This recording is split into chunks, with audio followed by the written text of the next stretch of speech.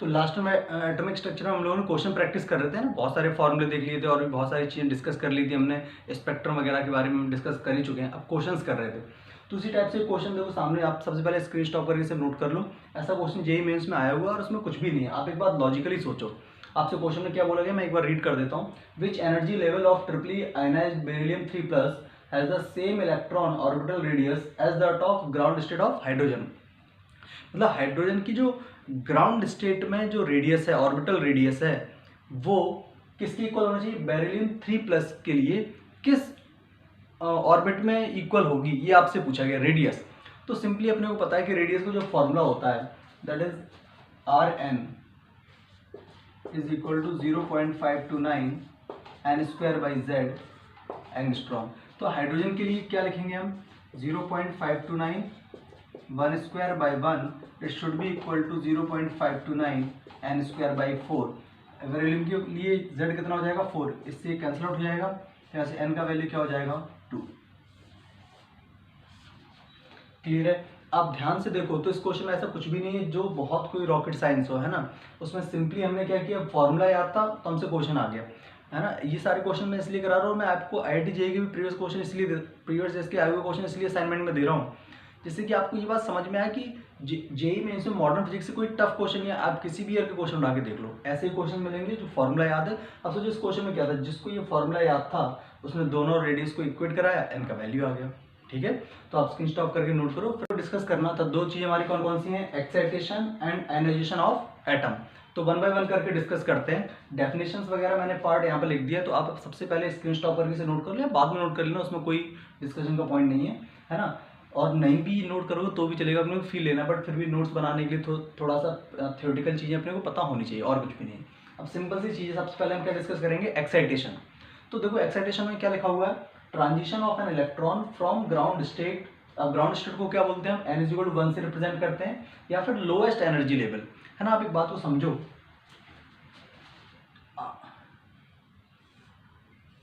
ये अपना n=1, ये n=2, इसी तरह से n=3, एंड ये कहाँ तक, n=इंफिनिटी तक है।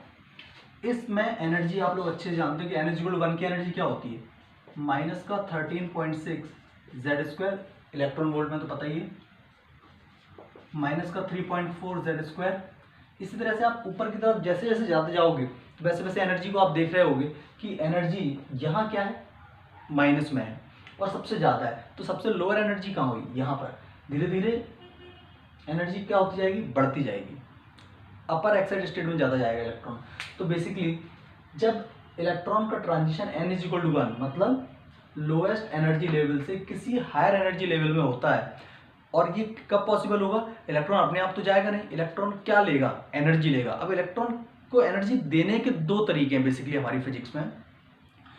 पहला तरीका है कि हम एक फोटोन लेके आए। अब फोटोन क्या कैरी करता है, एनर्जी। ये पहले भी समझा चुका हूं मैं आपको कि लाइट इज बेसिकली क्या है, लाइट इज अ फोटोन, है ना। और वो फोटोन की क्या होती है, कुछ बेसिक अपनी कुछ एनर्जी होती है, हर एक डिफरेंट डिफरेंट एनर्जी के फोटॉन्स होते हैं। तो अगर हम फोटोन को किसके पास भेज दें, इलेक्ट्रॉन के पास, तो फोटोन, इलेक्ट्रॉन क्या करता है, उस फोटोन की एनर्जी को ले लेता है और वो एक्साइट होकर कहाँ चला जाता है, अपर एक्साइटेड स्टेट में चला जाता है या हायर एनर्जी लेवल में चला जाता है। Then such process is known as excitation of electron. ठीक। अच्छा, दूसरा तरीका क्या है, इलेक्ट्रॉन को एनर्जी हम किसी और चार्ज पार्टिकल, जो चार्ज पार्टिकल है या कोई भी पार्टिकल, उससे कोलिजन करा के दे सकते हैं, है ना। तो आप चाहो तो पेज के टॉप पे नोट कर सकते हो बात कि इलेक्ट्रॉन को एनर्जी देने के दो तरीके हैं हमारे पास।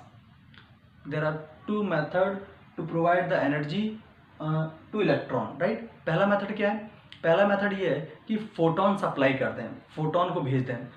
कैसे, फोटोन को जिनके पास कुछ एनर्जी होगी, ठीक है। दूसरा, by the collision of particles. ठीक, ओके।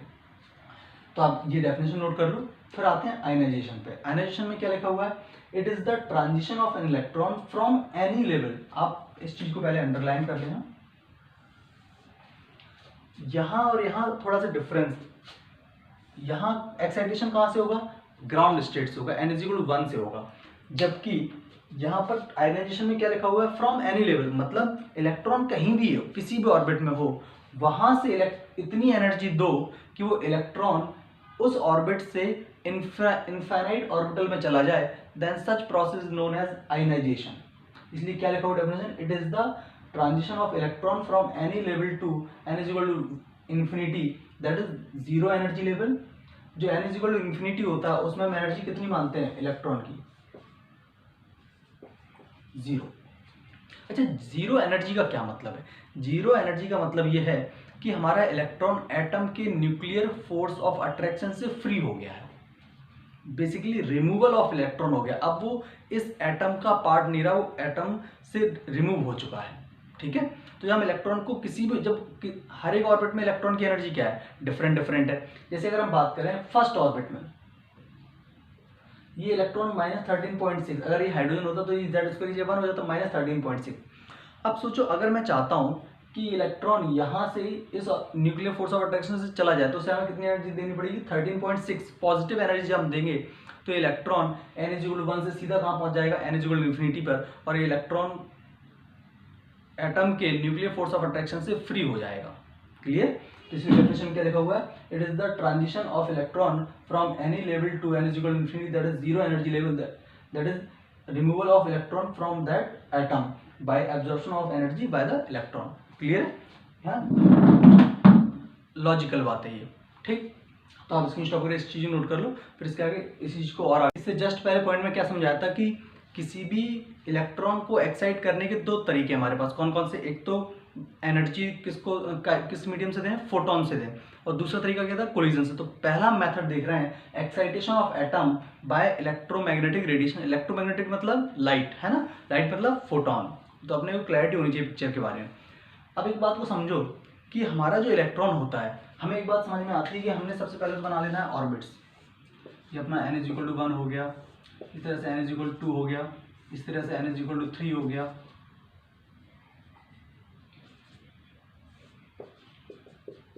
n=4 हो गया, ऐसे, है ना। एनर्जी तो अपने को रट गई होंगी, आई होप। अब हम जब इलेक्ट्रॉन जो हमारा सपोज यहाँ पर है, इसको जब हम एनर्जी देंगे तो इलेक्ट्रॉन कहाँ जाएगा, हायर एक्साइटेड स्टेट में जाएगा। लेकिन यहाँ पर एक बात ध्यान रखना है अपने को कि आपको ये बात अच्छे समझ में आती है कि इसकी एनर्जी है -13.6, अगर हम हाइड्रोजन एटम की बात करें, इलेक्ट्रॉन वोल्ट, और इसकी है -3.4 इलेक्ट्रॉन वोल्ट। और इनका डिफरेंस याद रखने के लिए बोला था, इनका डिफरेंस था इन दोनों का, यहाँ पर मैं ऐसे लिख सकता हूँ, delta E of 1 to 2। 1 to 2 के लिए एनर्जी का डिफरेंस क्या हो जाएगा, E2 माइनस E1। E2 कितना है, -3.4 minus of -13.6, that is 10.2 electron volt, ठीक। तो जब हम इस इलेक्ट्रॉन को, जो यहाँ पर इलेक्ट्रॉन है, उसको इतनी एनर्जी दें कि वो इन दोनों गैस की इक्वल हो, तभी इलेक्ट्रॉन का ट्रांजिशन n=1 से n=2 में हो पाएगा। क्लियर है? मान लो आपको मन में आ रहा है सर n=1 से हमें 3 में भेजना है, तो कोई बात नहीं, आपको n= जिस ग्राउंड स्टेट से जिस ऑर्बिट में भेजना है, उन दोनों की एनर्जी का जो डिफरेंस होगा उसके इक्वल एनर्जी का आप फोटोन दो, किसको, इलेक्ट्रॉन को। इलेक्ट्रॉन उस फोटोन की एनर्जी लेके उस एक्साइट स्टेट में चला जाएगा। इस तरह से एक्साइटेशन का प्रोसेस कंप्लीट होता है। अच्छा, इसमें एक बात और ध्यान देने लायक है, पहले ये बात समझ में आ गई आपको। अच्छा, मैं आपसे बोलता कि आपको एक्साइटेशन कराना है n=1 से 3 में, तो आपको क्या करना पड़ता, 1 से 3 के लिए आपको इसकी एनर्जी पता है -1.51।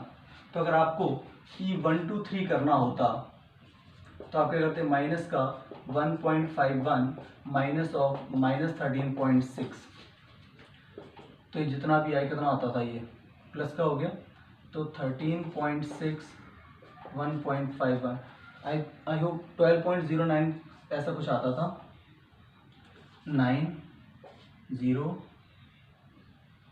2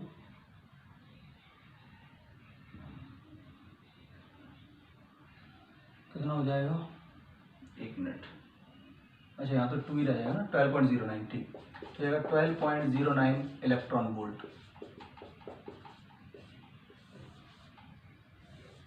इस तरह से। लेकिन एक बात ध्यान रखना कि अगर हमने एक्साइटेशन करना है तो फिक्स एनर्जी लेवल का जो डिफरेंस है उसकी इक्वल ही एनर्जी देनी पड़ेगी। आप ऐसा भी सोच सकते हो कि सर आपको n=1 से 2 में एक्साइटेशन कराना है, मैंने कहा ठीक है, एनर्जी डिफरेंस कितना है 10.2, और आप एक ऐसा फोटोन लेके आ गए जिसकी एनर्जी 11 इलेक्ट्रॉन वोल्ट हुई। सपोज आपके पास एक फोटोन आया, energy of photon is 11 electron volt, और आप सोचो कि इससे इलेक्ट्रॉन n=1 से n=2 में जंप कर जाएगा, तो ये गलत अप्रोच है, ऐसा कभी नहीं होगा। मेरी बात समझ में आ रही? ये पढ़ाने के पीछे लॉजिक क्या है? क्योंकि स्टूडेंट नहीं सोचता अच्छा ट्रांजिशन इलेक्ट्रॉन का एक्साइटेशन कैसा होता है, जब एनर्जी किसी फोटोन को हम भेजते हैं, एनर्जी उसके पास होती है, उस फोटोन की एनर्जी को इलेक्ट्रॉन एब्जॉर्ब करता है, हायर एक्साइटेड में चला जाता है। फिर स्टूडेंट दिमाग लगाता है कि n=1 से 2 में कितनी एनर्जी चाहिए, इनका डिफरेंस कितना है 10.2। इसका मतलब 10.2 एनर्जी का डिफरेंस के इक्वल 10.2 इलेक्ट्रॉन वोल्ट की एनर्जी इक्वल हम जब एक फोटोन देंगे तो इलेक्ट्रॉन जंप करेगा। बिल्कुल सही बात है, बट जो फोटोन की एनर्जी है ना वो गैप की बिल्कुल एग्जैक्ट इक्वल होना चाहिए। तो कम एनर्जी होगी तब तो एक्साइटेशन होना ही नहीं, और अगर ज़्यादा भी हुई तब भी नहीं होगा। मेरी बात समझ में आ रही है कि अगर आपको n=1 से 3 में जंप कराना है इलेक्ट्रॉन को, तो 1 और 3 के एनर्जी का जो डिफरेंस है उतनी ही एनर्जी का अगर फोटोन आप भेजोगे तो ही एक्साइटेशन पॉसिबल होगा। अगर आपने 12.09 की जगह 12.1 या 13.4 18 कुछ भी उस एनर्जी का फोटोन आपने भेजा तो इलेक्ट्रॉन का ट्रांजिशन होगा ही नहीं, एक्साइट होगा ही नहीं। क्लियर मेरी बात? तो स्क्रीन स्टॉप करिए, बात तुम अच्छे से अपने नोट्स में नोट कर लो पहले कि एक्साइटेशन के लिए क्या जरूरी है कि एनर्जी कितनी होनी चाहिए उस फोटोन की, उन दोनों की एनर्जी के डिफरेंस की इक्वल होनी चाहिए। और अगर ज़्यादा एनर्जी का फोटोन भी दे दिया उससे भी एक्साइटेशन होना पॉसिबल नहीं। Clear? Screen stop. Excitation of atom पढ़ा बाय दी इलेक्ट्रोमैग्नेटिक रेडिएशन। अभी इस तरह से हम पढ़ रहे हैं ionisation of atom by EM radiation. ठीक है, तो अभी इससे पहले भी हमने एक बात समझी थी कि अगर मुझे किसी एटम को आयनाइज करना है तो हमें क्या करना पड़ेगा, इलेक्ट्रॉन को उस एटम से निकालना है। Removal of electron is known as ionisation of atom. अब ये कैसे होता है उसको ध्यान समझें। हमारा जो इलेक्ट्रॉन होता है उस इलेक्ट्रॉन की किसी ऑर्बिट में एनर्जी क्या होती है, एनर्जी ऑफ इलेक्ट्रॉन अगर नेगेटिव है तो इसका मतलब है कि वो इलेक्ट्रॉन बाउंडेड है। ठीक, और अगर किसी इलेक्ट्रॉन की एनर्जी ऑफ इलेक्ट्रॉन बिकम 0, इसका मतलब है ये free from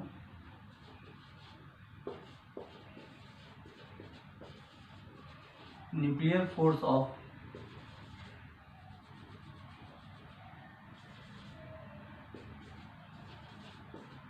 attraction of atom. Clear? ये बात पहले भी हमने लास्ट लेक्चर में डिस्कस की थी आई थिंक, कि अगर किसी इलेक्ट्रॉन की एनर्जी नेगेटिव है तो इस नेगेटिव जैसे -13.6 एनर्जी जो होती है माइनस की, उसमें माइनस साइन क्या रिप्रेजेंट करना, माइनस साइन सिर्फ ये रिप्रेजेंट करता है कि इस इलेक्ट्रॉन की एनर्जी अभी नेगेटिव है, इसका मतलब इलेक्ट्रॉन फ्री टू मूव नहीं है। बट जैसे ही हमारे इलेक्ट्रॉन की एनर्जी 0 हो जाएगी, इस समय समझ में आ जाएगा कि ये इलेक्ट्रॉन अब फ्री टू मूव हो चुका है। मतलब न्यूक्लियर फोर्स ऑफ अट्रैक्शन जो था हमारे इलेक्ट्रॉन का, इलेक्ट्रॉन पर जो लग रहा था, अब वो फ्री हो गया मूव करने के लिए, और इस प्रोसेस को हमने क्या नाम दिया था, आयनाइजेशन ऑफ एटम नाम दिया था। क्लियर है? अब इसमें एक और बात ध्यान समझते हैं कि अगर हम बात करें हाइड्रोजन एटम की और साथ में n=1 की, तो उसकी एनर्जी, टोटल एनर्जी क्या होगी, -13.6 इलेक्ट्रॉन वोल्ट। अब सोचो n=1 और हाइड्रोजन एटम के लिए मैं चाहता हूं इसे आयनाइज कर दिया जाए। n=1 से बात कर रहे हैं, आयनाइजेशन किस ऑर्बिट से होता था, किसी भी ऑर्बिट से। तो अगर 2 से चाहिए तो 2 के अकॉर्डिंग चाहिए, वो आपको धीरे धीरे समझ में आ जाएगी। मैंने आपसे पूछा n=1 में हाइड्रोजन एटम के लिए एनर्जी कितनी होती है, तो आपका आंसर था टोटल एनर्जी होती है -13.6 इलेक्ट्रॉन वोल्ट। अब अगर मुझे इस इलेक्ट्रॉन को फ्री करना है तो एक बात समझो, अभी भी हमने क्या देखा कि इलेक्ट्रॉन तभी फ्री हो सकता है जब उसकी टोटल एनर्जी क्या हो जाए, 0। तो सोचो जो इलेक्ट्रॉन n=1 में बैठा हुआ है उसकी एनर्जी है टोटल एनर्जी -13.6, और इलेक्ट्रॉन तभी फ्री टू मूव होगा जबकि इसकी टोटल एनर्जी क्या हो जाएगी 0। तो सोचो मुझे इसको कितनी एनर्जी देनी पड़ेगी, 13.6, है ना। अगर -13.6 एनर्जी और इसको जीरो करना है तो आपको कितनी पॉजिटिव एनर्जी सप्लाई करनी पड़ेगी, प्लस का 13.6। और ये एनर्जी मिलते ही हमारा एटम क्या हो जाएगा, आयनाइज हो जाएगा और इलेक्ट्रॉन फ्री टू मूव हो जाएगा। क्लियर है। इसी तरह से अगर n=2 में होता तो n=2 में एनर्जी क्या होती है, -3.4। और मैं चाहता हूँ ये इलेक्ट्रॉन इस ऑर्बिट को छोड़ के भाग जाए, एटम उससे निकल जाए, तो अपने को कितनी पॉजिटिव एनर्जी सप्लाई करनी पड़ेगी, 3.4। This energy is known as binding energy या आयनाइजेशन एनर्जी, एक ही बात है, उससे कंफ्यूज होने की जरूरत नहीं, एक और टर्म है। तो यहाँ से एक बात मैं लिख सकता हूँ, स्टार मार्क करके पॉइंट नोट करो, टोटल एनर्जी का magnitude, total energy of electron is equal to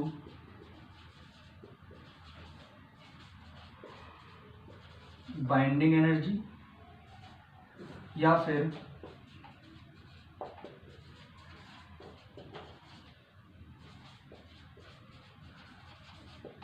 ionization energy. ठीक, मतलब अगर n=3 की बात करें और मैं पूछूं अगर एक इलेक्ट्रॉन हाइड्रोजन एटम के लिए n=3 में प्रेजेंट है तो उसकी बाइंडिंग एनर्जी बताओ, तो आपको क्या करना है, उसकी एनर्जी देखिए माइनस का 1.51, हमें समझ में आ गई इसकी एनर्जी जीरो करनी है तो कितनी एनर्जी सप्लाई करनी पड़ी, प्लस का 1.51। ठीक है, क्लियर है। इस एनर्जी को आप क्या बोलेंगे, बाइंडिंग एनर्जी या फिर आयनाइजेशन एनर्जी। अच्छा, हाइड्रोजन हो ऐसा कोई जरूरत नहीं, कुछ और भी हो सकता है, लिथियम, बेरिलियम या जो भी। तो अपने को पता है कि अगर मैं बोलता कि सपोज लिथियम के लिए n=2 से बाइंडिंग एनर्जी बताओ, तो अपने को पता है n=2 में लिथियम के लिए एनर्जी क्या हो जाएगी, माइनस का 3.4 और z²। तो इस जो एनर्जी आएगी नेगेटिव उतनी एनर्जी पॉजिटिव सप्लाई कर दो तो हमारा वो लिथियम जो एटम होगा वो क्या हो जाएगा, आयनाइज हो जाएगा। Got my point. ओके, तो स्क्रीनशॉट करके सारी बातें नोट कर लो, फिर आगे बढ़ते हैं इसमें।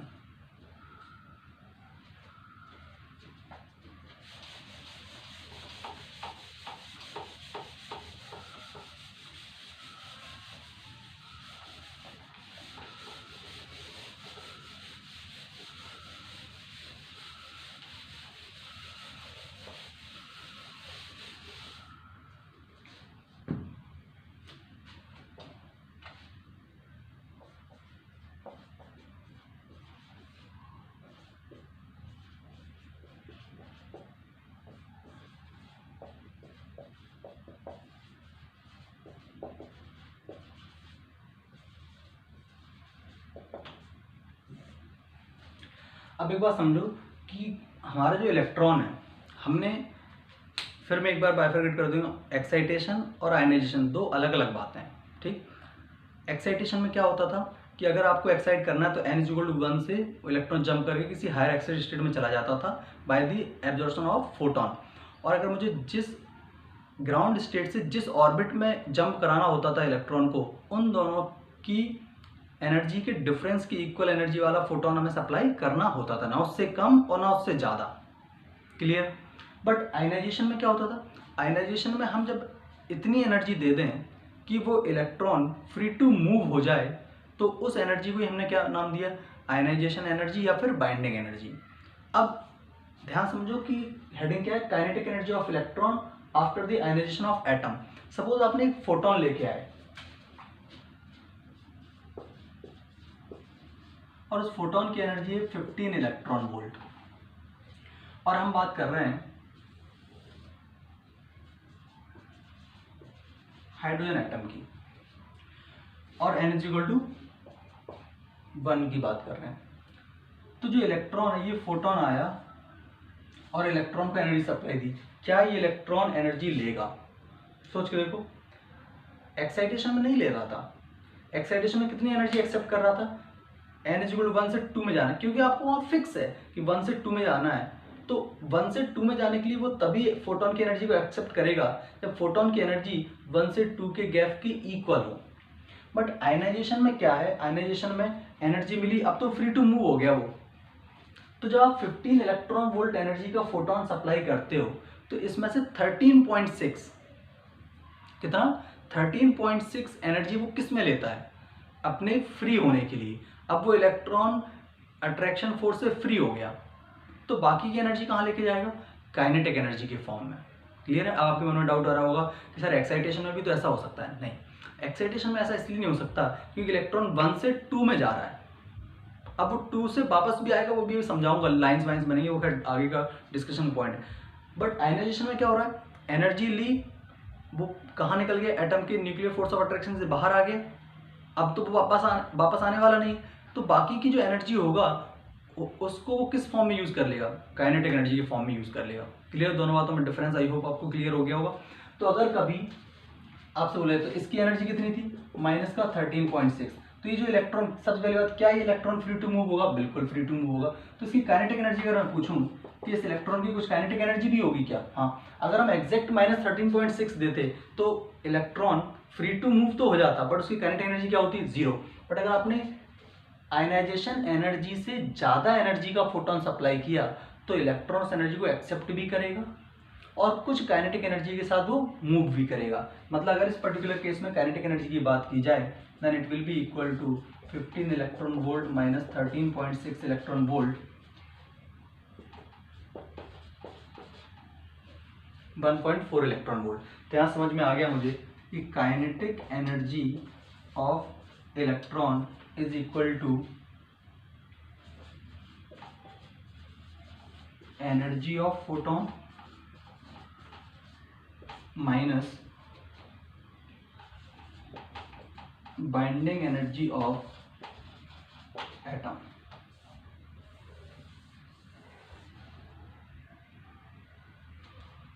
क्लियर मेरी बात? ओके, तो आप स्क्रीन स्टॉप करके ये चीज नोट कर लो।